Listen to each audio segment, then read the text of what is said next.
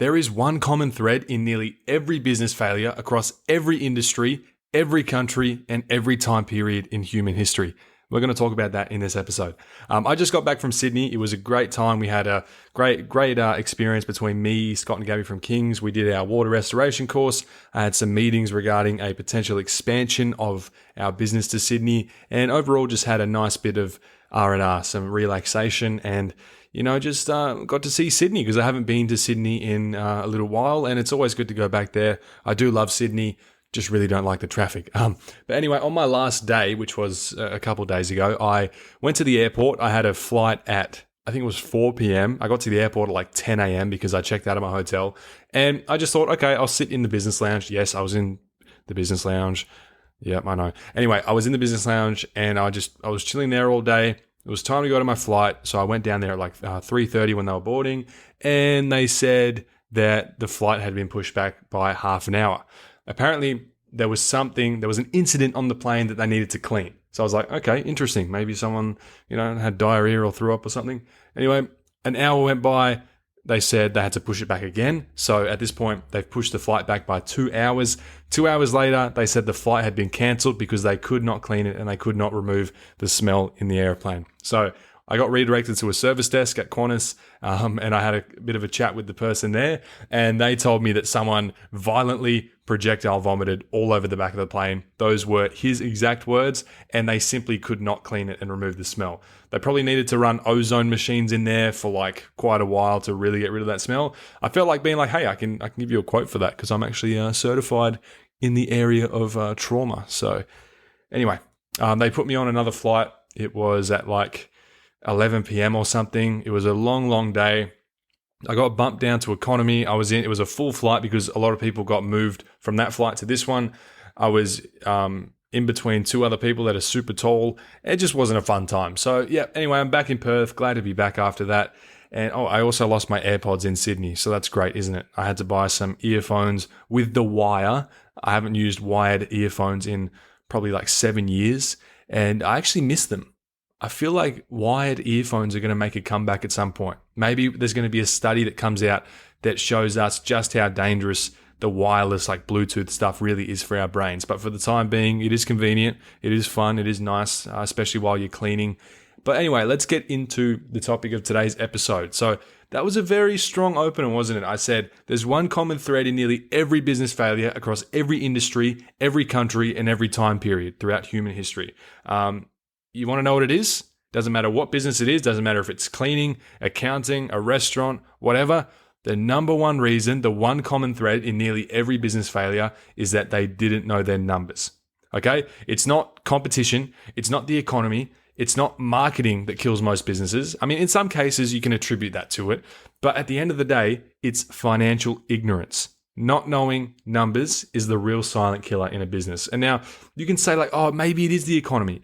Maybe it is marketing. Well, if you know your numbers on a real micro level, it doesn't matter what external circumstances there are, you can get through anything.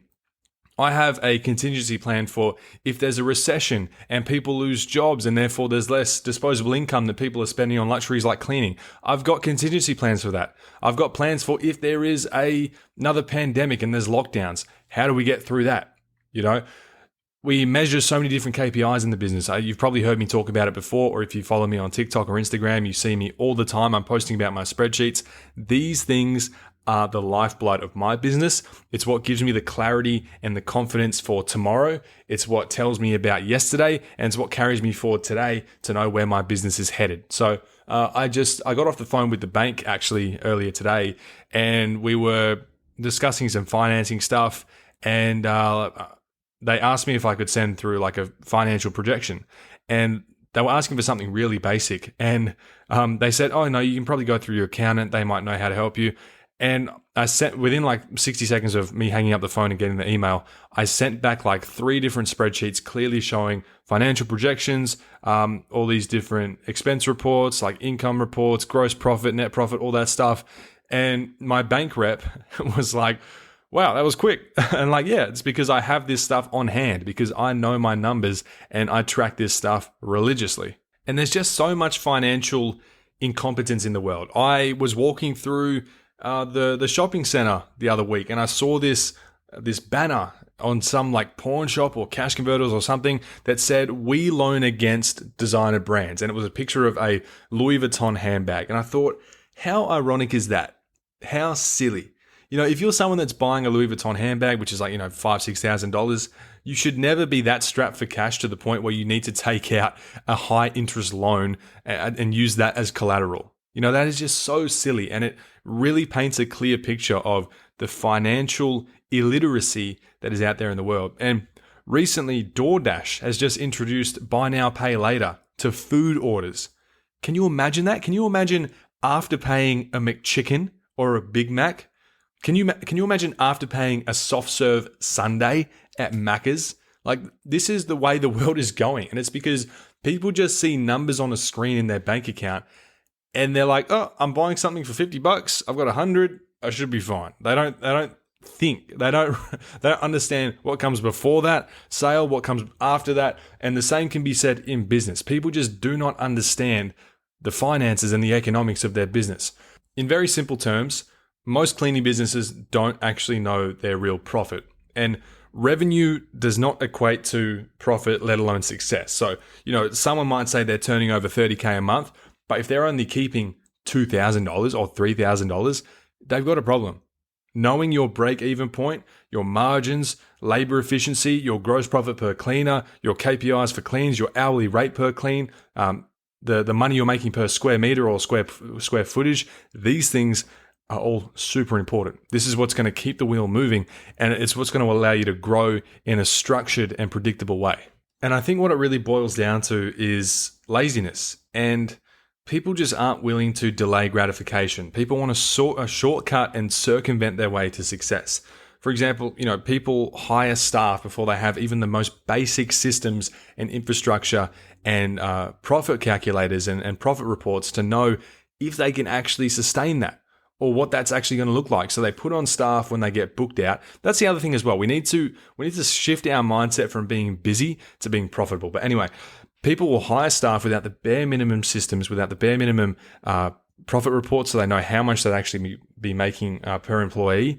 And then they get upset and confused and flustered when they realize they're not making any money. And a lot of people don't even realize that they're not making money. You might think like, how does that work? Well, there's a lot of business owners or cleaning business owners out there that have small teams where, they might have 3 or 4 staff. And because they're only small, they're also cleaning like full time as well. And so the cleaning that they're doing, because that's like 90% profit. It's just your time that you're trading for money. So that is subsidizing the 3 or 4 staff they have that are not profitable at all. And then they're flogging themselves like 60, 70 hour weeks.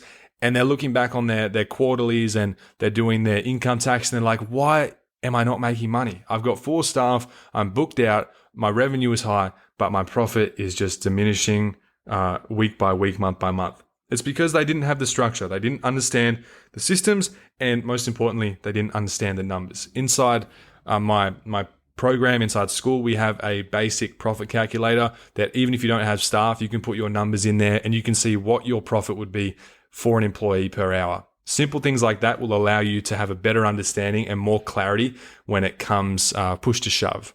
And there's a few basic, I would say, numbers that most cleaning business owners need to know that they don't now. So the hourly labor cost versus the charge out rate. So what we talked about there with the profit calculator, that's a really simple way you can do that. Figuring out what you're actually making per hour per employee versus what you charge them out at. Even if you don't charge per hour, it all comes down to hours, doesn't it? So there's some simple math you can do there to figure that out. But also the profit per clean and per cleaner. So I also have a gross profit spreadsheet for each of my employees. It breaks down their gross profit, their percentages, their reimbursements every week.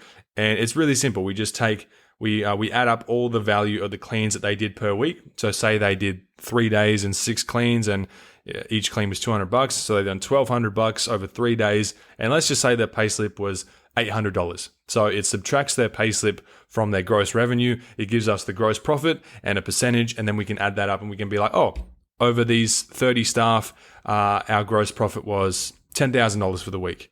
And it gives us the percentages. We can see the underperforming staff. We can see the ones that are like 20%. And we're like, maybe we need to put these people on different cleans or give them more time or, retrain them all together. And then we can see the high performing ones where it's like they're making 40, 50% gross profit on their cleans on average. And so that's where you get clarity, and that's what allows you to scale properly. You simply cannot scale a business without that clarity. I don't know any successful business owner. I don't even know anyone at my level, that's doing a couple million a year that doesn't know their numbers on a really deep level. Okay, so I went on a little tangent again and forgot what I was doing. So yeah, numbers you must know. I guess it will be the hourly labor cost versus what you're actually hiring your staff out at, the profit per clean and gross profit per cleaner, your overhead ratio, so how much like fixed cost is eating into your profit, your churn rate. This is really, really important, especially if you have a recurring revenue model like we do. So are you consistently replacing clients? Are you able to outpace your churn by adding on new clients every month? We have a spreadsheet for that as well. We have a spreadsheet, which is our plus minus indicator. Every month we break down the customers we lost, the customers we gained, as well as the value per month of that job. So say it's a $200 weekly clean that goes into the spreadsheet, and it says that we've gained a new customer. The value of that is $800 a month. So we've added $800 a month in recurring revenue. It'll then balance that against what we've lost. So usually, we add about $8,000 a month in recurring revenue, and we'll lose maybe $3,000. So our net, what am I trying to say? Net number. Our net result is plus $5,000 a month in monthly recurring revenue, which is about $60,000 a year. So $60,000 a year every single month. So we are definitely outpacing our churn, and we know that because we're tracking it on a very micro level. So also your equipment depreciation and replacement budgeting. So this is something that is like really, really niche, really high level. But again, it's something that needs to be taken into account. You don't want to be surprised when a vacuum dies and you got to spend $400 and you're like, oh, that's like half my profit this week or a third of my profit this week. Also, all of your KPIs. So figuring out the hourly rate of your cleans and doing a spreadsheet where you can see, we do this once a year. We don't do it often because it takes a bit of time. But we were really surprised to find out that we had a lot of cleans that were underperforming. So we basically set a KPI. We were like, the KPI is 65 an hour. So any clean above that is hitting the KPI. Anything below that, we need to change immediately. And what I was really surprised by was 30% of our cleans fell below the KPI. We had some cleans that we didn't even know. We were going in there at basically $45 an hour. We were paying the customer to clean their house. That's how crazy it was. So we did a big overhaul. We had a lot of cleans. We had to up the prices on. We had to decrease time. We had to rotate cleaners around. This was quite a while ago. And then we ran another report, and that KPI increased massively. The number of cleans hitting the KPI, it was up in a very healthy margin. I can't remember what it was. I think it might be like 90%, but very, very good result.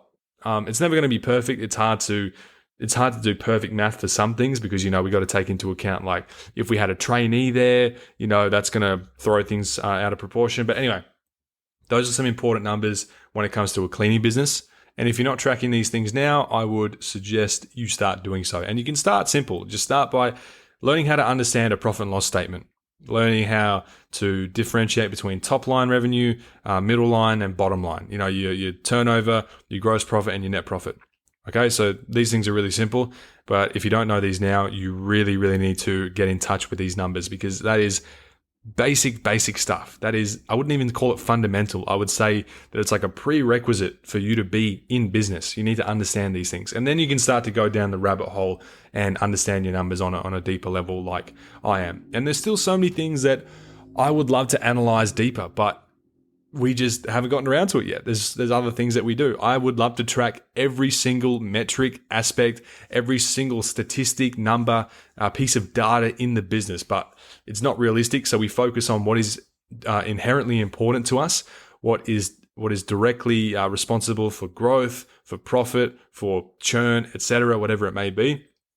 And so, yeah, there's heaps of things I could be doing now. I'll be honest, I'm not the perfect business owner, but I strive to be as close to it as possible. But anyway, the real cost of not knowing these numbers, okay, and this is the important thing, is that's when you start underquoting jobs.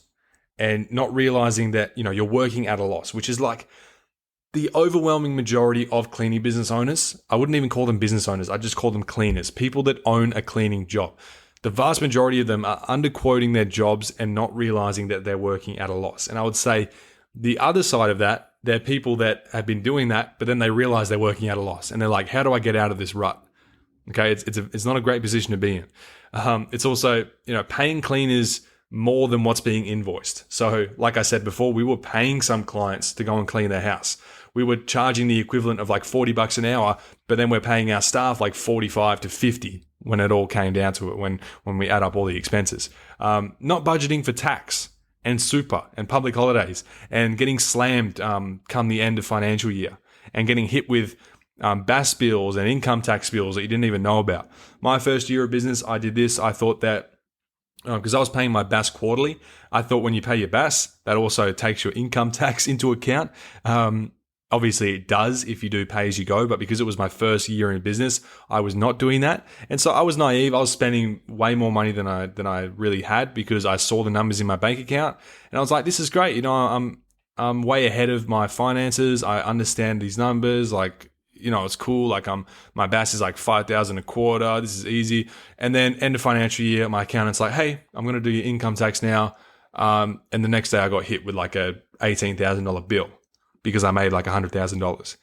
And I think I had like 30,000 in the bank. So I'm like, shit, what have I done? So you don't want to be in that position. And also making a lot of hope and luck and chance-based decisions rather than math. I think that is the key here.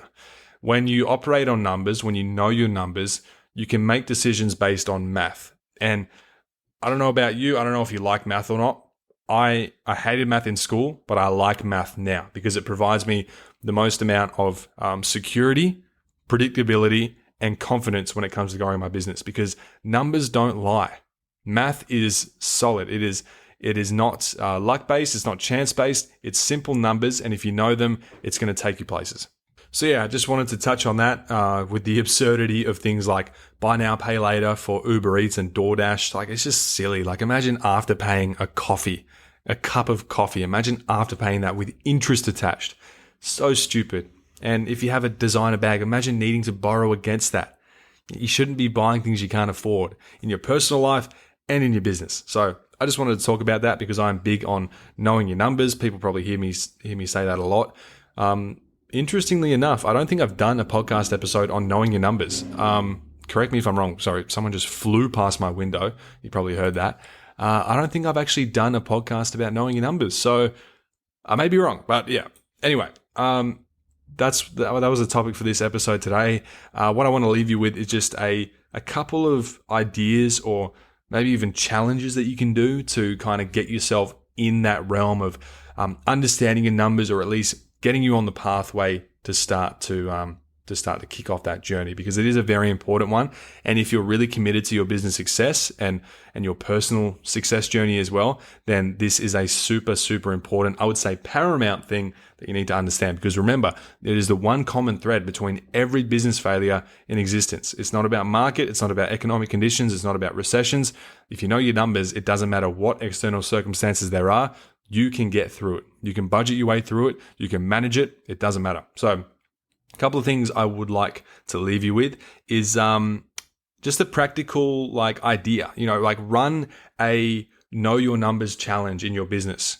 Calculate. Start simple. Start calculating your profit per job this week. If you're a solo cleaner, just add up the value of all the cleans you did. Look at the number you invoiced for that week's. Let's just say it was $1,200, and then divide that by the amount of hours that you actually worked. Plus, we're driving around in between different cleans. It's important that you calculate that as well, because that's what your staff would be doing, and you might be surprised by what the number gives you. So that'll give you your actual hourly rate for the work you did that week. And so just start doing these little exercises and these little challenges where you start to analyze the numbers in your business and you start to do the basic math. I know math isn't fun, but trust me, the byproduct of doing this math is fun. The stuff that's going to come off the back of this work, off of these exercises, is going to be fun. Sorry, my Slack just made a noise. I should probably mute that. Anyway, we're closing in on this episode now. Anyway, so yeah, you can set some challenges or exercises or whatever you want to call them, goals, whatever, about knowing your numbers and just getting to know your numbers on a deeper level. But just start simple. Don't make it too complicated in the beginning. And then you can also do a fake audit. So, you can take it to the extreme. I've done this before. Between myself and my admin assistant, I was like, if the ATO knocked tomorrow, would our finances make sense? Would our books make sense? Would we be able to explain our expense reports and all of this stuff to the ATO auditor? So we ran through some numbers. We looked back on like the last quarter of accounts, and we just broke it down little by little, and we made sure that everything was airtight. I would go through this with my accountant all the time because I'm super paranoid about stuff like this. I'm like, I need my finances to be on lock. I need to make sure that we have not missed a T and we haven't not dotted an I, and so that's a fun thing to do as well. Being audited, of course, would not be fun. Hopefully that never happens to any of us. I know people who have been audited, and they're in like the most obscure positions. It's like you would expect big businesses to be getting audited. These are small guys who are doing the right thing, but for some reason it just happens to them. And even though they're doing the right thing, it's like the most stressful time ever. And if they're the type of people that have their receipts in shoeboxes and they're not using accounting softwares, it is super stressful going through that. But anyway, it's a low probability thing. It's not very likely to happen. But it's a good exercise to do because it'll tell you a lot more about your business if you do a self audit. And also just ask yourself, if you had to pay all of your bills tomorrow and you couldn't take on a single new job or do a single other clean, how many weeks would you survive? I think for most cleaning businesses, they would not survive a week. Okay, so break these things down, do a couple of exercises, start to know your numbers, run some challenges, start creating some spreadsheets. But again, just start simple because otherwise it's going to get too overwhelming. You're going to get paralysis by analysis. And so just start with simple things like calculating your actual hourly rate, your true hourly rate per clean. You can break down the cost of all your cleans for the week and then divide it by the amount of hours you worked plus travel. You can start to, you can take all the cost of your supplies for that month. You can divide that by the total value of cleans as well, and then that can tell you like your supplies per hour cost. Things like that. You can do it for the whole quarter because you might be using a lot of stuff that you bought from the previous month. So you can run a report for the quarter on how much supplies you're using per hour. And you can just start to break your numbers down step by step, little by little. And then once you do it once, you can just kind of use that template again and again. And you can get to a point where, like me now, you'll have I think I have 24 spreadsheets, somewhere in that range. My assistant does a lot of that for me. At this point, I just check them every week because it's pretty much on autopilot now. So yeah, just start to do things little by little. Just understand how to read profit and loss statements, what they mean, and how to really break down your income and expenses, because all business is just cash flow. It's money in, it's money out. And if you don't understand the basic fundamentals of that, you will not last a very long time. You're either just going to own a job for a certain amount of time until you get burned out, or until something happens to you and you can't work anymore, or you just say like, stuff this, I'm done. Either that happens, or you do try to grow the business and you're ambitious, but because you don't know your numbers, you just set yourself up for failure. And then down the track, something bad happens and it's too far gone and you can't save yourself. You don't want to be neck deep in water before you start to figure this stuff out. If you're listening to this now, just do it now. Be proactive. Even if something crazy never happens, you want to be prepared for it. I think that's something I like to live by. Like I am prepared for every single scenario. I always ask the question, what if? What if this happens? What if that happens? I'm really thinking about recession at the moment. So like, what would happen in the event of a recession? Like, I've really been breaking that down, and I'm running numbers that are associated with that scenario.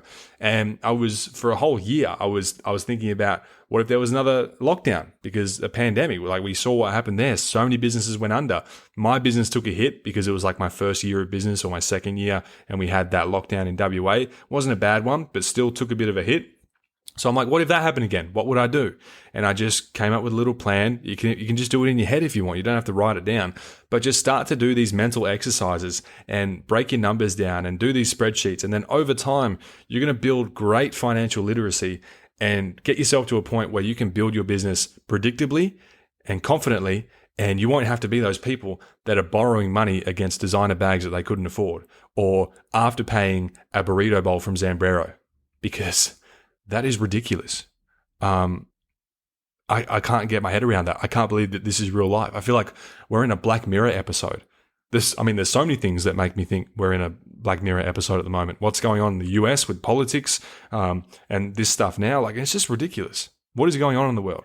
But anyway, if things do start to seem crazy, just remember we're probably at the best time now in human history for everything. Like, that's a whole other thing we could get into, but people always say like, oh, things just seem so hard. Like, house prices are high. Like, I don't think I can ever buy a house, or like, oh, there might be World War III, like all this stuff. It's like, we're at the best point now in human history, just for everything, for life, for business.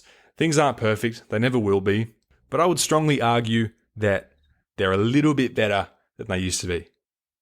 So yeah, anyway, that's like a whole other tangent I could go on. I don't even know why I brought that up, but yeah, anyway. A lot of crazy stuff happening in the world. Stay safe, know your numbers, and you'll get through it no matter what. So, yeah, if you want to grow a business, this stuff is really important. Just remember that.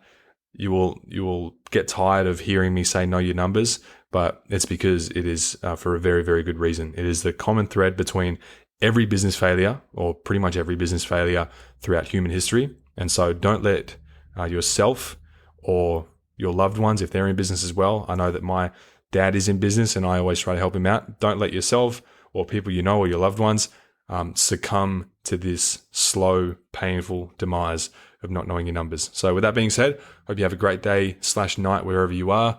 I will probably talk more about our Sydney expansion. Did I say expansion? Extinction? Expansion.